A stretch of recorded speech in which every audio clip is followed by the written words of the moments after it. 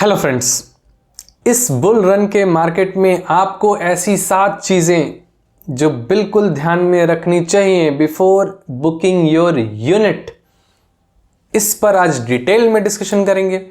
इसको आपको चेकलिस्ट की तरह यूज़ करना चाहिए। जब सातों चेक्ड हों तभी आपको इन्वेस्ट करना चाहिए, क्योंकि ये एक टोटली सेलर्स मार्केट है। Rates are all time high और हमें नहीं पता है कि स्टैग्नेंसी कहाँ से स्टार्ट होगी। हो सकता है 6 महीने बाद, 7 महीने बाद स्टार्ट हो, 1 साल 2 साल बाद स्टार्ट हो, या कभी ना भी हो। We can not time the market, right, जो हम इक्विटी मार्केट के कॉन्टेक्स्ट में कहते हैं। तो सेम यहाँ पर भी अप्लाई होता है, बस रियल एस्टेट की साइकिल बहुत लंबी होती है।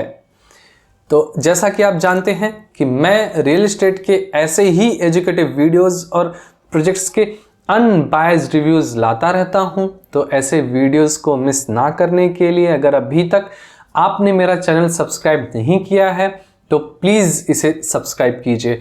ये वीडियो कॉन्टेक्स्ट में है जो डीएलएफ का भी प्रीवाना लॉन्च हुआ कल, और गोदरेज का सेक्टर 49 भी लॉन्च हुआ था। एमआर के भी कुछ प्रोजेक्ट्स थे। इसके कॉन्टेक्स्ट में आगे जो और ऑप्शंस आपको मिलेंगे, स्पेशली डीएलएफ प्रीवाना में और भी अपकमिंग लॉन्चेस में, इसके कॉन्टेक्स्ट में लेकर के मैं बात करूंगा।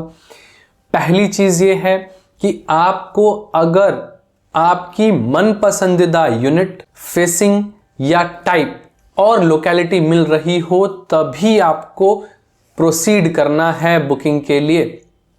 कई बार ऐसा देखा जाता है कि आपको टॉप फ्लोर ऑफर किया जा रहा है या वेस्ट फेसिंग बालकनी ऑफर की जा रही है, जो फेसिंग आपको नहीं चाहिए। डेड फेसिंग बालकनीज भी ऑफर की जा रही हैं।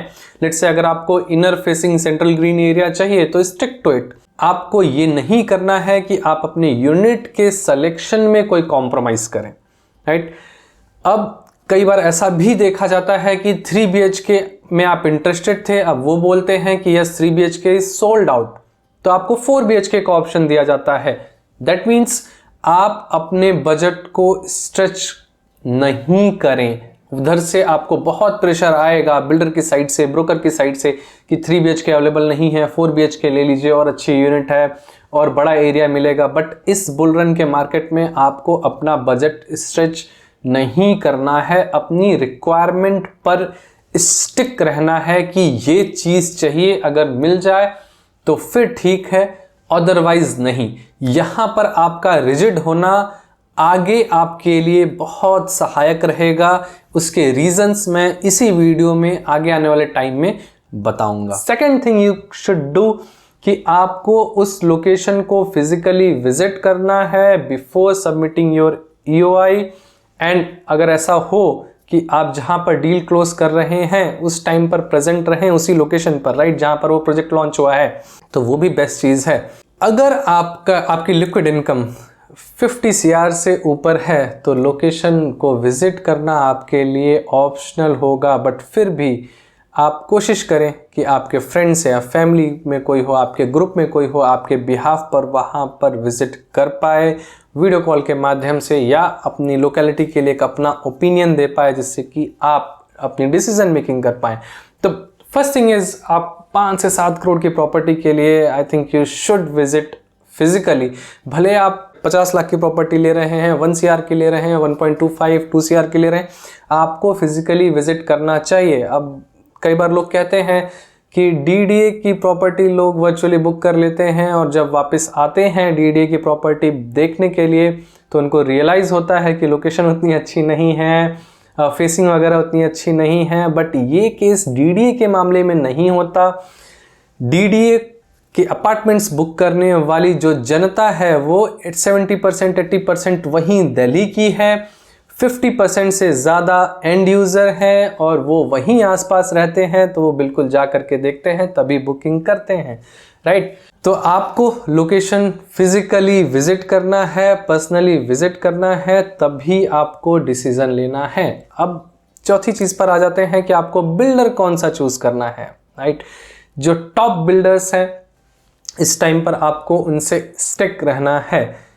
कोशिश करें, अगर वो इंटरनेशनल ब्रांड है तो वेल एंड गुड, नहीं तो लोकल ब्रांड जरूर हो। जैसे गुड़गांव के केस में हम DLF का एग्जांपल लेते हैं, आशियाना आमरा का एग्जाम्पल लेते हैं, और भी कई सारे बिल्डर्स हैं। इंटरनेशनल ब्रांड की बात करूं तो यह सुमितोमो ग्रुप है, एमआर ग्रुप है, राइट। और यहाँ पर गुड़गांव की बात करें जैसे सिग्नेचर ग्लोबल है, और भी जो मैंने बिल्डर का नाम लिया उनसे स्टिक रहे। अगर आप मुंबई में हैं तो जैसे ओबरा रियलिटी है, रुस्तम जी है, हीरा नंदानी है, लोधा ग्रुप है, इनसे अगर आप स्टिक रहेंगे तो आपके जो रिटर्न्स हैं वो कहीं ना कहीं कंपैरेटिवली एश्योर्ड रहेंगे। अगर आप पुणे में हैं जैसे वीटीपी हो गया, पंचशील हो गया, और मुंबई पुणे आसपास ही है तो बिल्डर लॉबी शेयर ही होती है, तो बहुत ज़्यादा फर्क नहीं पड़ता। अहमदाबाद में बुक कर रहे हैं जैसे अदानी रियलिटी हो गया, सन बिल्डर्स हो गया, शिवालिक हो गया, आपका गणेश बिल्डर हो गया, तो इन पर स्टिक रहें। ऐसा ना हो कि कोई मुंबई का बिल्डर है और अब गुड़गांव में आ रहा है, या मुंबई में मेजरली ऑपरेट करता है, अपना पहला या 10वां प्रोजेक्ट ला रहा है, तो ऐसों को आप टोटली अवॉइड कर सकते हैं, टोटली इग्नोर कर सकते हैं, क्योंकि जो लैंड का मैटर है वो स्टेट्स मैटर होता है। ये जो लैंड पुलिंग का काम चलता है, नए बिल्डर्स जब मार्केट में आते हैं, जैसे ओबरा रियलिटी ने लिया यहाँ पर एक लैंड, राइट, तो ये यहीं के लोकल बिल्डर से लेते हैं। अगर वही लोकल बिल्डर यहाँ पर कंस्ट्रक्ट कर रहा होता तो एक कंपिटिटिव प्राइसिंग देता, बट जब नया बिल्डर आता है तो उसको लैंड महंगी पड़ती है और वो फिर महंगी कंस्ट्रक्शन करता है और फिर महंगे रेट पर बेचता है, तो कहीं ना कहीं वहाँ पर आपके रिटर्न्स जरूर इफेक्ट होते हैं। तो पांचवा पॉइंट, आपको आइडेंटिफाई करना है और समझना है कि ये बिल्डर्स के बीच में जो कंपटीशन है क्यूज के शो ऑफ का, जैसे कि आपने अभी पुणे से न्यूज़ सुनी होगी, डीएलएफ का 1 साल पहले का न्यूज़ है, और अभी गोदरेज का न्यूज़ था, और अभी आई एम श्योर प्रिवाना के लिए भी कुछ ना कुछ ऐसा आएगा। तो बिल्डर लॉबी कहीं ना कहीं अपना क्यू दिखाना चाहती है कि 1100 अपार्टमेंट के लिए, 1500 अपार्टमेंट के लिए शाम को सुबह 4 बजे से भीड़ लगी हुई थी। आपको ये ट्रेंड आइडेंटिफाई करना है और इससे अट्रैक्ट नहीं होना। ये सिर्फ न्यूज़ बनाने का तरीका है, मार्केट में बने रहने का तरीका है, स्पेशली न्यूज़ के मार्केट में बने रहने का तरीका है। ये टोटली छलावा है, मैं कहूँगा। इस पर आपको अपनी डिसीजन मेकिंग नहीं करनी है, राइट। नेक्स्ट, आपको अपना राइट ब्रोकर चूज करना है। कोशिश करें अगर वो ब्रोकर उस लोकेलिटी का सबसे बड़ा ब्रोकर हो तो बहुत अच्छी बात है। अगर वो इंडिविजुअल ब्रोकर है तो उसका रेरा सर्टिफिकेट जरूर मांग लें, क्योंकि अगर आप एग्रीगेटर के थ्रू किसी ब्रोकर से कनेक्ट करते हैं तो उसमें यूनिट के चॉइसेस की समस्या हो जाती है। अगर आप लेट से किसी एक्स ब्रोकर के पास जा रहे हैं जो बहुत अच्छा ब्रोकर नहीं है, बहुत कम ट्रांजैक्शंस करता है, तो वो आपको यूनिट के ऑप्शंस उतने अच्छे नहीं दे पाएगा एज कंपेयर टू अगर वहां पर कोई बड़ा ब्रोकर है, उसने अपने लिए ज्यादा नंबर ऑफ यूनिट्स रिजर्व करा रखी हैं, तो राइट। तो choosing a good broker, a larger firm will help you in the resale transactions as well. एक नेक्स्ट चीज, राइट, जो छठी चीज है, आपको ध्यान रखना है कि जब आप इतने हायर प्राइस पर ले रहे हैं तो कोई भी ब्रोकर रीसेल के ट्रांजैक्शन में इंटरेस्टेड नहीं होगा। जैसे डीएलएफ प्रिवाना का एग्जांपल लें, 200 एकड़ के आसपास की जमीन है उनके पास और तकरीबन 22-28 एकड़ में ये प्रोजेक्ट आ रहा है। तो डीएलएफ आगे भी अपने नए नए लॉन्चेस करता रहेगा और जो ब्रोकर लॉबी है वो डीएलएफ के प्रोजेक्ट्स या जो डायरेक्ट ट्रांजैक्शंस है उनमें ज़्यादा इंटरेस्टेड होगी, क्योंकि वहाँ पर उनका कमीशन ज़्यादा है। ज़्यादा झंझट नहीं करना, सिर्फ एक इंडिविजुअल इन्वेस्टर को बिल्डर की लॉबी तक लेकर के जाना है, उस प्रोजेक्ट की लॉबी तक लेकर के जाना है, बाकी काम वहाँ का क्लोजिंग मैनेजर कर लेता है। रीसेल ट्रांजैक्शंस मुझे ऐसा आगे दिख रहा है कि स्टैग्नेंट हो जाएंगे, बहुत कम एग्जीक्यूट होंगे, जैसे दुबई में होता है, रीसेल कराने में आफत आ जाती है, ऐसा ही कुछ आगे भी मैं देख रहा हूं। और ऑन टॉप ऑफ दैट, जैसे कि मैंने अपना फर्स्ट पॉइंट बताया था, आपकी यूनिट अगर अच्छी नहीं है तो आपको एग्जिट भी नहीं मिलेगा, राइट। तो आपको उस प्रोजेक्ट में सबसे नीश चीज उठानी है और करेक्ट होकर के कहूं जो आपको पसंद है, आपको लगता है कि यस यहां रहा जा सकता है, वही चीज उठानी है, अच्छी यूनिट अपने लिए रिजर्व करनी है। नेक्स्ट पॉइंट है, जैसा कि मैंने आपको बताया कि यस रीसेल ट्रांजैक्शंस मुझे आगे ग्रे एरिया में दिख रहे हैं, तो आपको शॉर्ट टर्म प्रॉफिट्स के लिए इन्वेस्ट नहीं करना। शॉर्ट टर्म मतलब 2 या 3 साल के लिए इन्वेस्ट नहीं करना। आपका होराइजन कम से कम 5 से 7 साल का होना चाहिए टू बुक अ प्रॉफिट, या मैं कहूं कि एक अच्छा बायर मिलने के लिए एटलीस्ट आपको 5 साल का लॉकिंग अपने दिमाग में रखना चाहिए। रीजन रीसेल वाला मैंने आपको बताया ही बताया। अब जैसे 200 एकड़ का एक एग्जांपल ले लेते हैं। अगर 200 एकड़ का एक प्रोजेक्ट है, अब इनिशियली फेज 1 में ये कुछ 1100 के आसपास के यूनिट ला रहे हैं, अब वो फेज 2 1 साल बाद स्टार्ट होगा। अब हो सकता है रेट में 20% या 25% का इजाफा हो, बट पेमेंट प्लान इतना लुक्रेटिव आ जाएगा कि आपकी रीसेल यूनिट कोई खरीदेगा ही नहीं, राइट। और जो पेमेंट की टाइमलाइन होती है, जैसे ही टाइम आगे निकलता जाएगा तो आपकी जो नेक्स्ट इंस्टॉलमेंट है वो ड्यू हो जाएगी, तो आपको जो मार्केट रेट है उससे बहुत कॉम्प्रोमाइज रेट पर आपको अपनी वो चीज़ निकालनी पड़ेगी, राइट।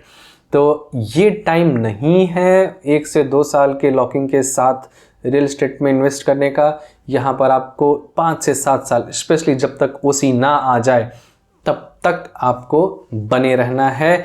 यस, जीएसटी आपको एडिशनल देनी पड़ेगी, सारे वैल्यूज़ पर जो देनी पड़ेगी वो तो आपकी एडिशनल कॉस्ट है ही, राइट। तो इस वीडियो को अगर मैं समराइज करूं तो आपको अपनी मन पसंदीदा यूनिट ही बुक करनी है जो इजीली डिस्पोजेबल हो। टॉप बिल्डर के साथ जाना है, बेटर हो अगर वो लोकल बिल्डर हो, उस लोकेलिटी में या उस सिटी में एक अच्छा बिल्डर हो। तीसरी चीज, आपको अच्छे ब्रोकर के साथ जाना है। चौथी चीज, आपको लोकेलिटी जरूर विजिट करनी है पर्सनली। आपको जो भी अप्रोच रोड वगैरह से रिलेटेड इश्यूज हैं वो आपको वहां पर जाकर के समझ में आते हैं। ब्रोकर आपको बहुत अच्छा चूज करना है, और जो क्यू शो ऑफ का ट्रेंड चल रहा है उससे आपको अट्रैक्ट नहीं होना। आगे आने वाले टाइम में मैं रीसेल वाले चैलेंजेस देख रहा हूं, तो आपको शॉर्ट टर्म के लिए रियल एस्टेट में आज के डेट में एंटर नहीं करना चाहिए, राइट। मैंने रियल एस्टेट से रिलेटेड और डिस्कशन करने के लिए, लाइव इंटरेक्ट करने के लिए एक ज्वाइन बटन इंट्रोड्यूस किया है, जिसमें आप इस चैनल का मेंबरशिप ले सकते हैं।